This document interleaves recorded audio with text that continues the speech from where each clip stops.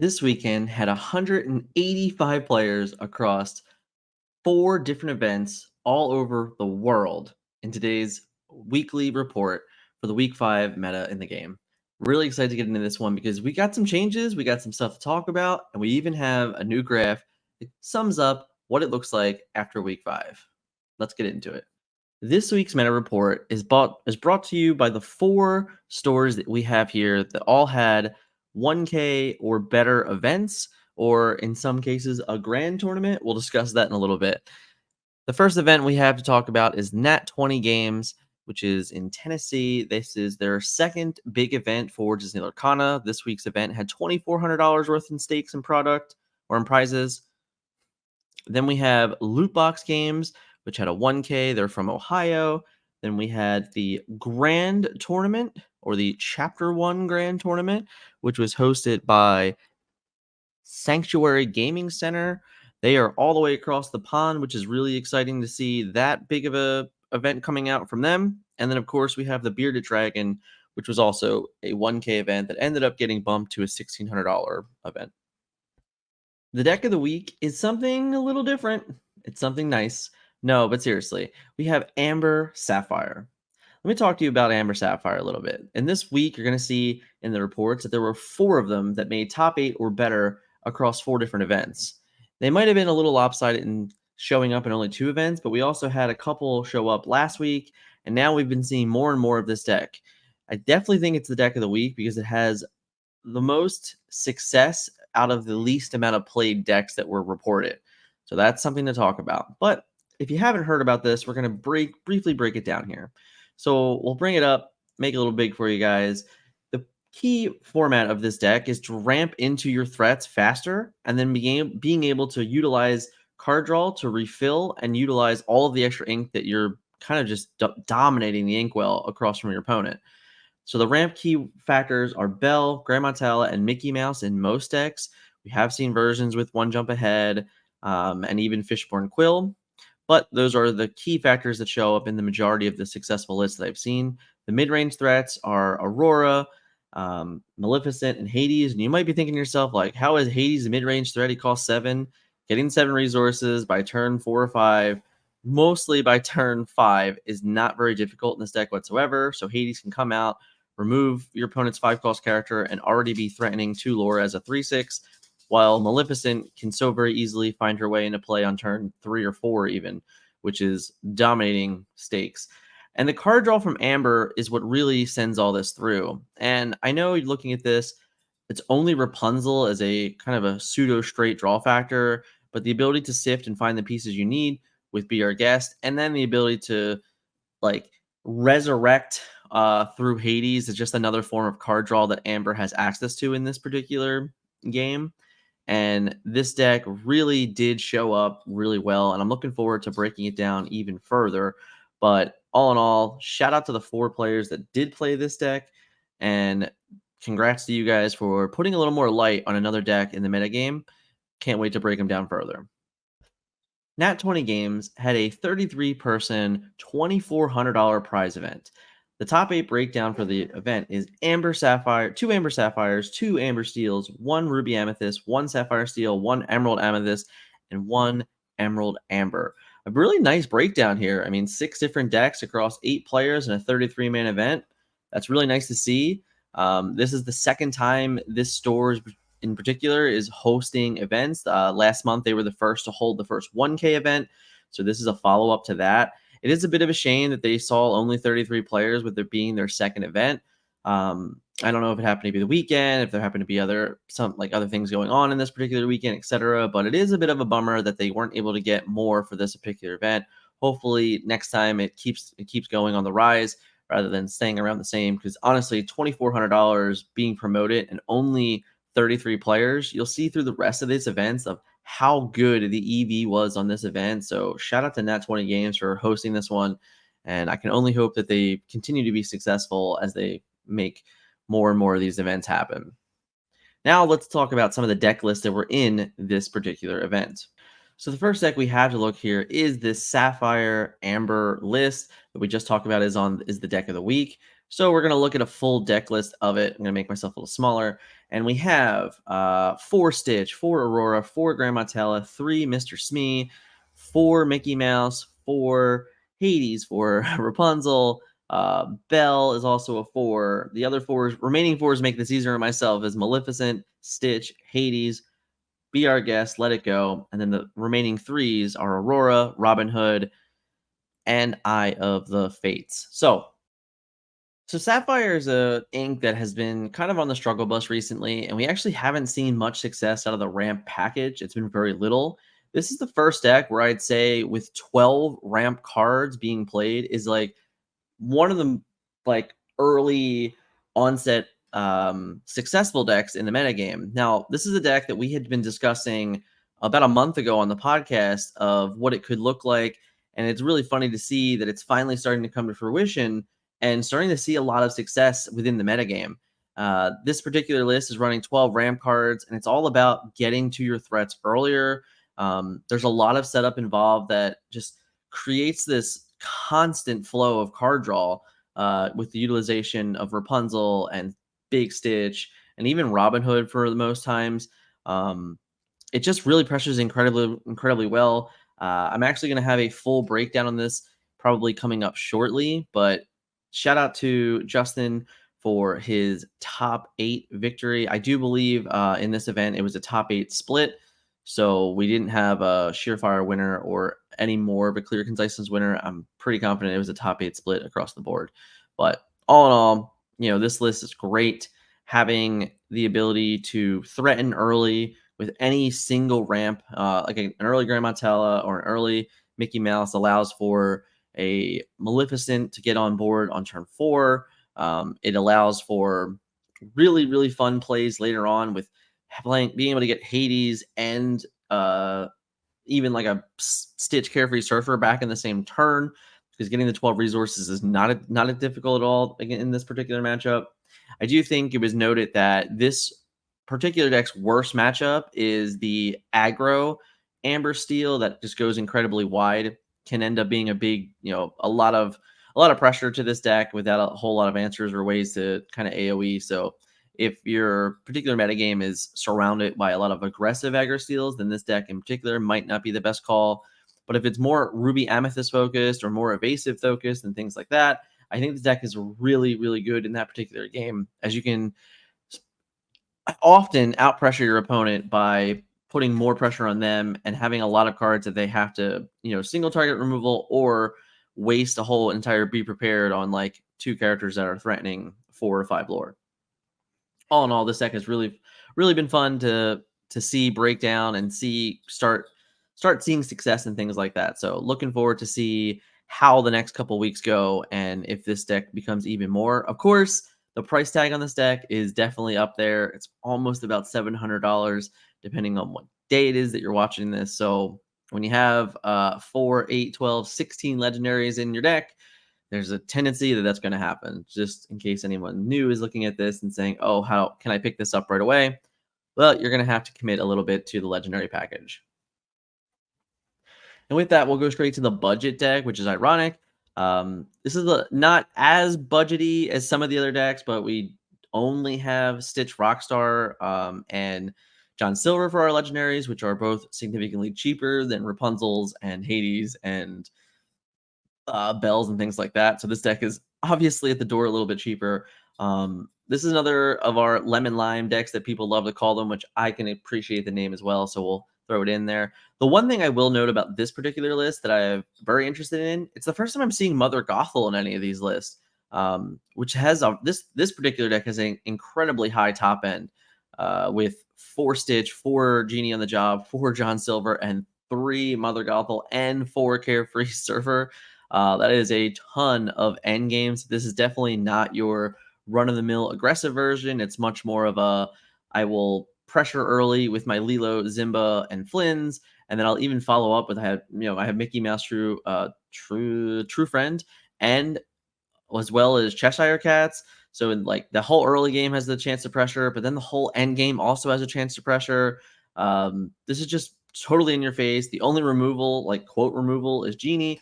We don't even have any Mother's Knows Best in here. So this is very much just like put my guy on the table and tell your opponent to deal with you. Gotta love it. Love decks like this in general, because it always is basically demanding an answer from your opponent on every single turn with the amount of pressure that you can go for. I do worry a bit. Certain mulligan hands might end up being almost auto losses if you're on the draw. So I do worry about that a little bit. This deck definitely looks like a deck that wants to go first and has to have a good curve. If you end up with like five costs or six costs in your hand after mulligan, probably taking a loss in the event, which is a bit of a bummer. And because mostly because there's no way to draw out of it. We're not utilizing Rapunzel in any which way in this deck, which I think for my money, you could absolutely play Rapunzel in this deck and have success with it because of how top end it is and how honestly most of your characters have four or more willpower and things like that. So if you're looking to upgrade this deck, I think considering playing Rapunzel wouldn't be the worst thing ever. Breaking down our next 1K, this one was played in Ohio at Lootbox Games. It was a Lorcana 1K with 33 players. It did have 1K in cash. So, look, listen, that's the note, right? And I'm not, I think what Nat 20 Games did was surreal and incredible. And it's a huge shout out to that store being willing to commit so much in prizes to an event. But at 33 players, a 1K is a little more close to where we're going to be. And you're going to see it in the next event that we talk about too, and the differences between the three stores. So it's really cool to see that 32 should be the barrier for 1Ks. And once you get into like 45s and 50s and things like that, I think the prizes should rise. But for 33 players for Nat 20 games with the 2400, that's insane. So this is a little more normal, I would say. But all in all, shout out to Lootbox Games for getting 33 players. This event was played on a Sunday, I believe. I think this event was played on Sunday. So the top 8 breakdown here is 2 Amber Sapphire, 2 Amber Steel, 2 Ruby Amethyst, 1 Sapphire Steel, and 1 Emerald Ruby. Couple things that we're just not used to seeing here. There was actually a split in the top 8 between Amber Steel and Ruby Amethyst, which is nice to see. Like those numbers are kind of going down, but we also get 2 more Amber Sapphire decks. Again, like this is just an in combination that are just coming out there and dominating so far this weekend, which is great. And then we have a Sapphire Steel join it, and then another Emerald Ruby. This is another deck that is on the budget end that hasn't seen as much success as the Amber or as the Emerald Amethyst has recently. So we get in there with another budget deck. So this is good because now we're having multiple budget decks succeeding in all over the nation in different events of 30 or more players and things like that. So when you're looking for barrier for entry, it's nice to see these budget decks, continue to succeed in these bigger events. So it gives players a little bit more hope with their budget decks moving into events and things like that. Let's break down some of the deck lists from this particular event. So our first event is a shout out to our friend Trent in the Discord. He's been hanging out with us since Gen Con, and I wanted to give him his just desserts for making his first top 8 in Disney Lorcana. He was playing the Sapphire Steel deck that you have here. It's pretty straightforward, run-of-the-mill list here. Lots of 4s, lots of 3s, and a couple 2s. No 1-ofs or anything like that to note. He actually did get to play on stream. I'm not sure if the particular stream is left for anyone to find, but it was cool to see, to be able to watch him play and experience the gameplay, through it all. Especially for a small event, 33 players being streamed is really nice to have access to and be able to watch. If you're looking for things like this, guys, our Discord is closing in on almost 600 players now. And we have players from all of these events that are playing in these, that are sharing the information, sharing streams and things like that. So if you're looking for some Saturday and Sunday streams every once in a while, you never know what's going to pop up. If you're looking to see these deck lists sooner, join the Discord in the description because I'm constantly sharing these basically as soon as I find them. So anyone in the Discord has access to them first and things like that. So this deck is a deck that we have seen now for a couple weekends in a row, getting some success throughout the nation, which is nice. A couple down in Tampa were able to succeed. Now we have these decks in Ohio. This is another one. I think the key difference here, for some reason, I don't think Belle was in list before. So it's nice to see her here. We have the Fishbone Quill, Mickey Mouse combination with Belle. And then what I love about this list, and I think it's really interesting, is that this is the first list there. I think it's really about getting to 10 resources as quickly as possible, playing a whole new world, and then just being ahead of your opponent on resources. And then the cards don't matter because you can play your cards faster than they can, which is great. I really enjoy the 4 beasts, the 4 tanks, the 4 grab your swords. All that's great. You get 4 let it goes, which is another wonderful card to utilize.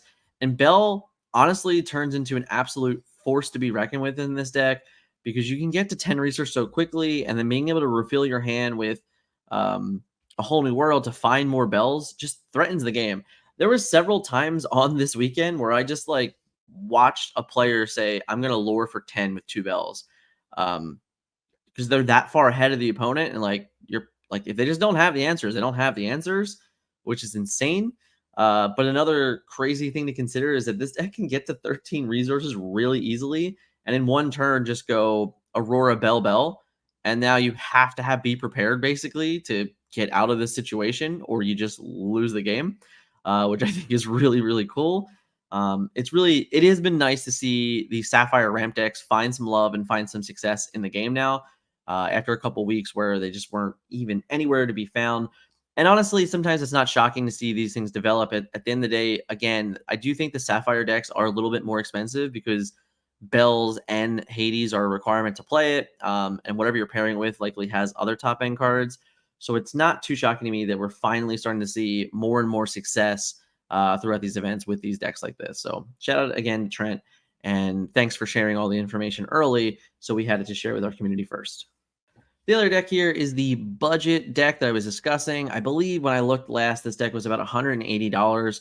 It's a pretty straightforward Ruby Amethyst Evasive deck, but it's cool to see that this deck was able to find a way into a top 8 of 33 person 1K. They split the event in top 4. They split, so they played it out in top 8, and then in top 4 they actually ended up splitting the remaining prizes. So, but all in all, this is a very, very straightforward. All 4 ofs and 2 ofs.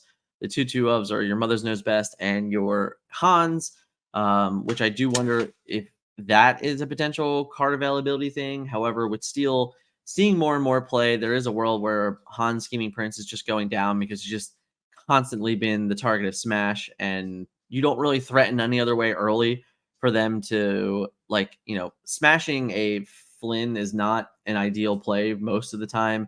You can't smash Jasper successfully. The rest of these cards you're definitely not smashing. So when we get to turn 4, if we play our Hans and it gets out there, it's almost like a foregone conclusion that it's just being removed by Smash. So maybe going down on them is okay. I'd even suggest in some of the other lists seeing 4 health characters in that spot. Like I think some of the more aggressive Sapphire decks can be playing Sinister, Maleficent Sinister in that spot now, but you can see the whole suite here where he has the Hans, Tinkerbells, and Pongos at a 2/4/4, and it goes into the Cusco.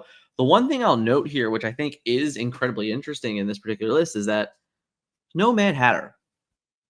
So we're opting to not play Mad Hatter, play Goofy instead, and then have the entire up suite of 4 Genie, 4 John Silver, and 4 Aladdin, and then 4 shields, which I think is the most interesting thing of this. I'm not sure that you need 4 shields. I would be okay with cutting down on a couple shields, going to maybe 2, but it's also hard to say because this deck doesn't have any draw power, and if shield is a card that you need to see, that you feel that is important to your overall games, then maybe that's the reason why we have 4 in this deck, just because we don't have any additional draw power to find it. I'm okay with those, with that option as well. Let's get into the next event. This next event was a 59-player event at Sanctuary Gaming Center. This event was actually hosted across the pond, which I thought was really cool. Shout out to my friend that actually reached out to me on Facebook Messenger and said, "Hey, we had this big event. I wanted to share it with you. I wanted to make sure you've seen it." And I think that's really cool, guys. For anyone that's playing in these events that have, a 1K product and more, or like honestly, even like a $500 product and more, anything with 30 or more players that are playing for high-end stakes product, if you want to reach out to us on social or join the Discord, share the information in the Discord, I promise it's going to make it onto the meta report. It was overwhelming the last week. I had so many players reach out to me, send me deck lists, send me information about the event. Seriously, shout out to you guys. You guys are awesome. I'm really glad that you're enjoying the content enough to reach out to me so I can kind of spread the word about these events and things like that. So seriously, thank you guys so much. But 59 players, which is awesome. It was called a grand tournament, which I thought was fun because there was lots of comments on Facebook going, "Why is it called a grand tournament?" I didn't have the answer. Someone did eventually respond saying that they just thought it sounded cool, which I can totally respect. That's awesome. To my knowledge, it was only product they're giving away. I think top prize was like 10 packs and maybe a pin or something like that. Something low end, so nothing crazy. But I mean, for us on the East Coast, 10 packs is still $150 for first prize, so that's not nothing. 59 players is also not nothing. So the data here is awesome. Let's break into some of the deck lists from the SGC event.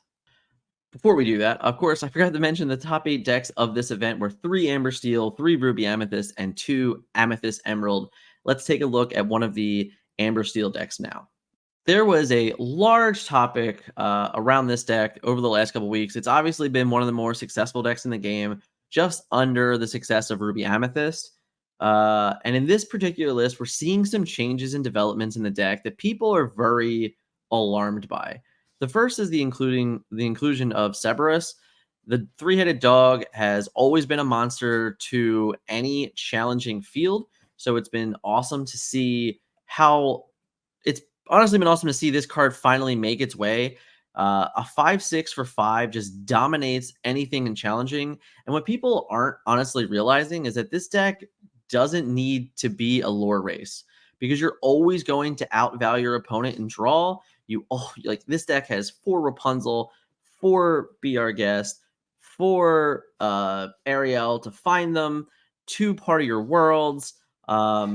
This one doesn't have Hades in particular, but the point is that this also doesn't have a whole new world, by the way. So that's another thing to note here. But this always has a way to constantly find cards back and utilize that advantage to just pressure the game the whole way through, which I think is really important to note here. So it's like you don't need all of these 2 lore characters and 3 lore characters when you just like, yeah, I'll just get there throughout the game because I'm going to outvalue my opponent the entire time. It's a very nice, common, just steady race. Whereas like a lot of the more successful decks early on were just about aggro, but those decks also weren't playing Rapunzel, and the aggro versions I don't think like need Rapunzel or in any which fashion.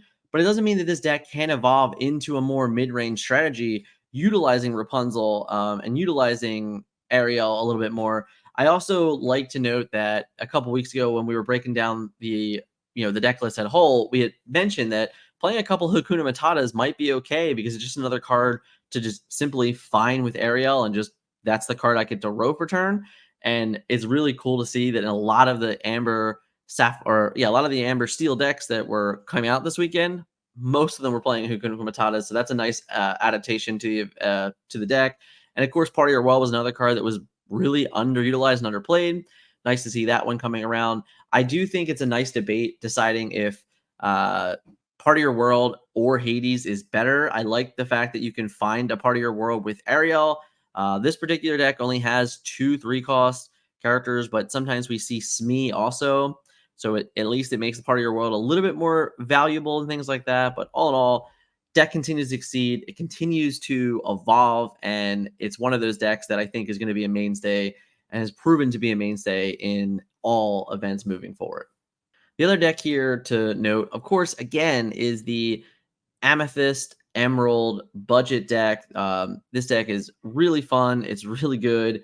And it's really cheap. This one comes in at almost $160 right now, which is $20 or $30 less than the Evasive Ruby Emerald deck. And it's really just because the only expensive card in this deck is Cusco and John Silver. Everything else is $10 or less.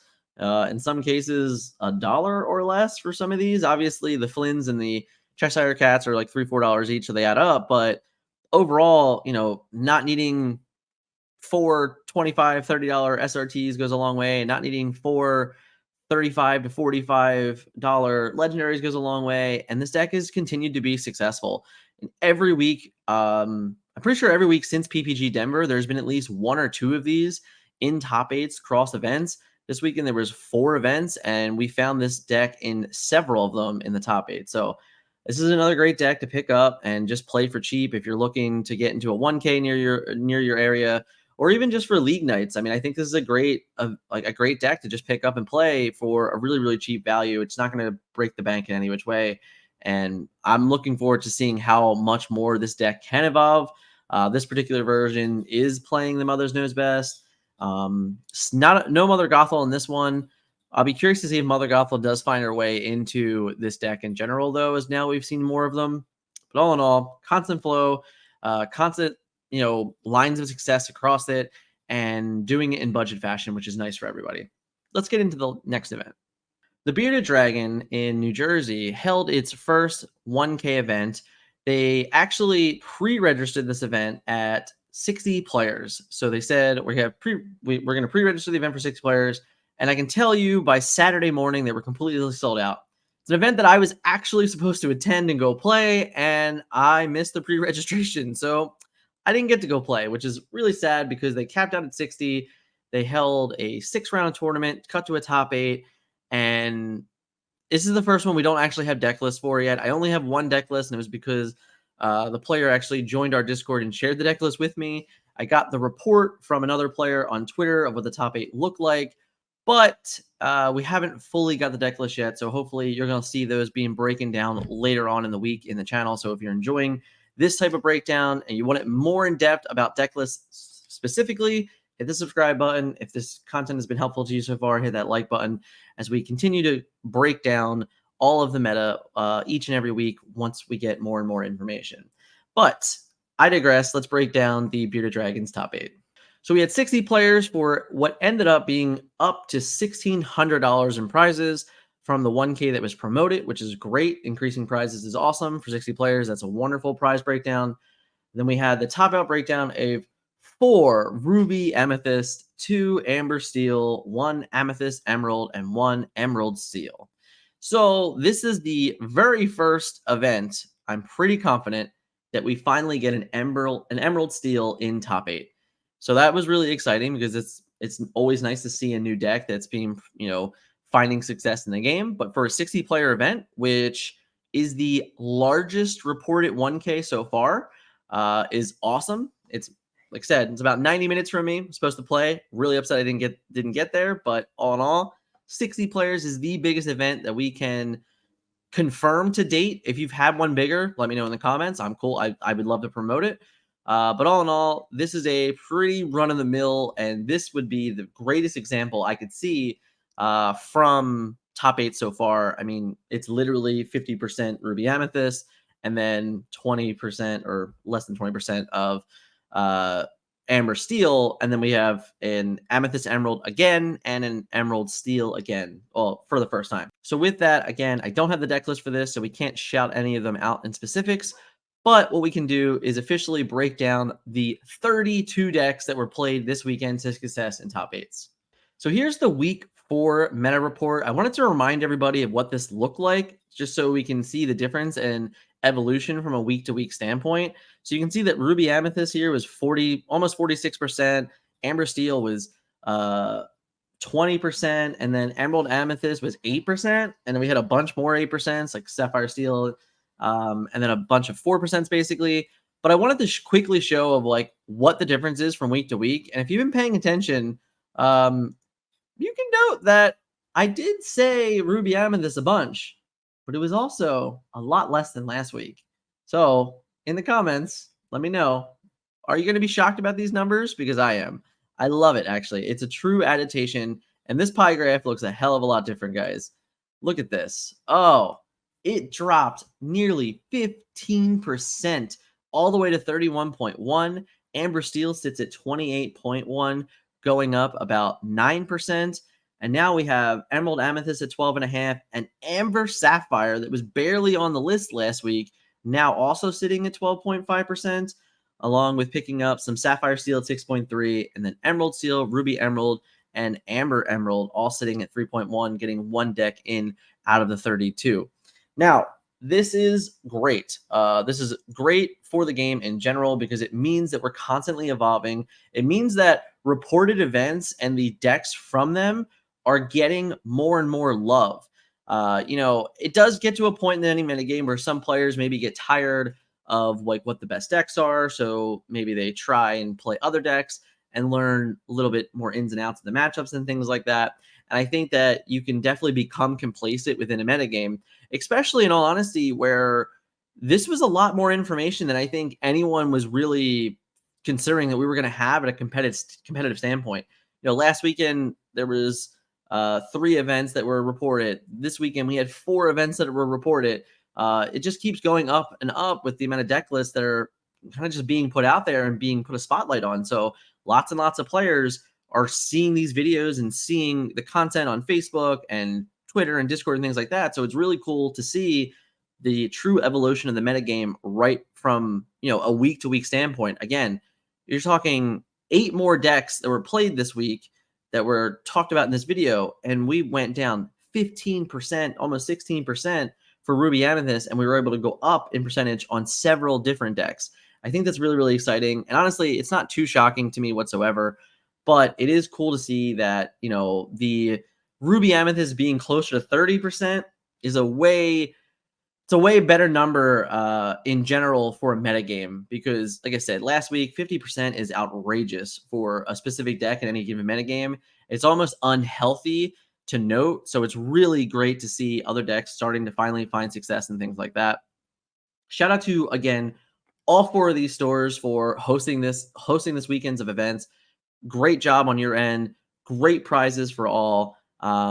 And just a tip of my hat to you guys for continuously making room for the competitive nature of Disney Lorcana. We know we won't have Ravensburger's official OP, but that doesn't matter at all because all of these stores are willing to put the time and effort and host these events for players to come and join. And I can't be more excited about that as a competitive player myself. So again, shout out to you guys completely. And we're going to talk about now the deck on the rise. All right, so maybe I made a little fib.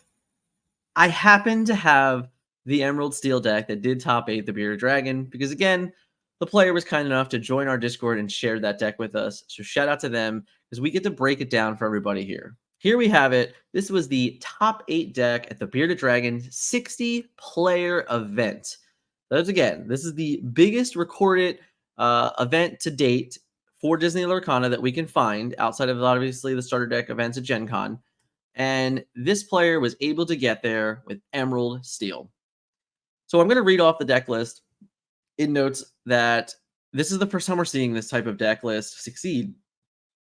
4 Captain Hooks, 4 Cruella, 4 Flynn Rider, 4 Cheshire Cat, 4 Hans Scheming Prince, 4 Tinkerbell, Brand? I forget. I can't remember her sub name right now.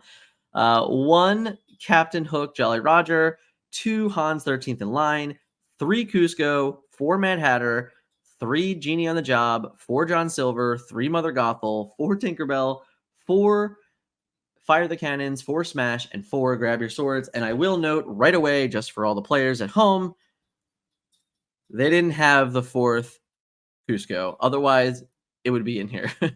So it's the first question I asked when I saw the deck list, actually. So huge congrats to this player. You were able to get top 8 in the biggest event to date with a deck that has not seen much success at all, which is really nice. I think the username here is Emily M with a random V. I'm not sure. You can confirm with me in Discord now that you're hanging out with us and chatting. This deck it's a deck that's been talked about a bunch, in all honesty. I've seen a lot of players say they saw this in League or, say that they were trying it in other events. I've heard some whispers of it being played on Pixelborn. I think I've even played it against a couple of times on Pixelborn, to be honest. But overall, the deck just, through 5 weeks of play, it took 1 player to get into a top 8. Now, it's great to say that, again, this was a 60-person event. So this deck has one of the more proven rates because I don't know how many of these were actually in the event. I don't know if there's more than 1 Emerald Steel in that event. I don't have the full meta breakdown for it or anything like that. But the fact that after 5 weeks, it's the first time we're seeing it in any top 8, and it was in the biggest tournament to date, this deck probably has a lot of legs. It's definitely something that I need to pick up myself and play more games with and get a better understanding with. But all in all, shout out to Emily M. I hope that's correct. If it's not, correct me later. Big shout out because this was the first event. People were really excited about it, and I'm really grateful for seeing it. I think it is a pretty straightforward mid-range, like annoyance deck. In all honesty, having Cruella, having Cheshire Cat, having Flynn Rider has created an early game of annoyance. Having the Mad Hatters and Cusco's is a great way to finish the game. And then having all the burn in this deck, having the 4 Fire the Cannons, the 4 Smash, the 4 Tank, the 4 Grab Your Swords, the 2 Hans, and the 1 Jolly Roger Captain Hook just to get back and fire the cannons is a lot of burn. I'd like to hear, I'll probably ask the player more specifically later on, what is this deck's real weakness? Why did it succeed on that particular day? What the matchups were like and things like that. Because I think when you see something like this come out of nowhere, it's very interesting to note, and it's getting as much information about it as possible is where I'd like to be in my competitive nature. So again, if you're not in the Discord, you want to hear these things. We've had several players in the chat rooms of the deck list posted discussing their matchups, discussing their success and their failures and the strengths and weaknesses of these decks. So again, like if you don't want to wait till Monday or Tuesday or Wednesday the next week to hear me talk about it, if you're in the Discord, you get the information right up. So hit me up in the description, join the Discord, and join the Forbidden Mountain community. Now, of course, this was a crazy week. And before we get out of here, we have to talk about the Ink rankings one last time. If you haven't yet, feel free. Hit me up in the comments. Let me know what your favorite Ink this week is, or whatever you think the best Ink officially is now as we get into it one last time. If you made it all this way and you haven't hit that like button yet, do me a favor and hit it. And of course, if you're not, for whatever reason still, at this point in the time of the video, hit subscribe if you haven't yet. Let's break into the Ink rankings of the week. That's right. We finally had some changes. We finally, after however many weeks, it's happened. Amethyst has fallen to number 2. With the recent uptick of Amber Sapphire finding its way into top 8s, with Amber Steel finding its way just an inch from being the most played deck and most successful deck of this weekend, I think it's safe to say that it's finally time for Amber to become the number 1 Ink in the game. This deck, this Ink in general has just found so much success in 2 different decks to a great extent, and complementing even more throughout the last couple weeks. While I do believe it is a honest 1A, 1B scenario, I just felt that this was the right time to give Amber the tip of the hat and say that they are currently the best Ink in the game. So shout out to all the Team Amber people out there, which I know there are not many of you, but we all slept on Amber. I think about a month ago, 2 months ago, if you had asked me, what my real thoughts on Amber were, they were pretty low, but it's proven that the draw power of Amber with Rapunzel, I was always a Spectacular Singer fan, but the success with Spectacular Singer, which isn't even seeing play in some of the decks, which is kind of crazy to consider. But all in all, Amber has been awesome, and it's definitely deserved some a little bit of recognition this week, I'd say. Aside from that, Amethyst goes down to 2, Steel stays at 3, and then, that's right, I know, some of you have already noticed. Some of you already noticed, but Sapphire is out of the gutter, and it is all the way up to number 4. Sapphire's had success across 4 or 5 different decks now. We've seen this weekend was a nice coming out weekend for Amber Sapphire getting four top 8s. We had several Sapphire Steels.